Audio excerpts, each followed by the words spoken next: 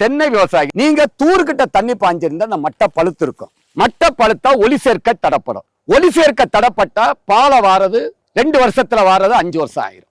ஏன்னா ஒளி சேர்க்க சூரிய ஒளியை எப்படி அறுவடை பண்ணி ஆக்சிஜனை வெளியிடணும், கார்பன் டை ஆக்சைடை உள்வாங்கணும், குளுக்கோஸ் தயாரிக்கணும். இதுதான் போட்டோசிந்தசிஸ். அப்ப அடிமட்ட பழுக்கல்னு சொன்னா நாட்டு ரகமா இருந்தாலும் 2.5-3 வருஷத்துல பாலை வரும். அப்ப ஒட்டுக்கண்ணு 18வது மாதமே பாலை வந்துடும். அப்ப இனிமேல் நீங்க பசுமை பூமியுடைய மாடல் ஃபார்ம் பார்க்கணும்னு சொன்னா அது கூடர்ல ஒரு அங்கீகரிக்கப்பட்ட ஃபார்ம்.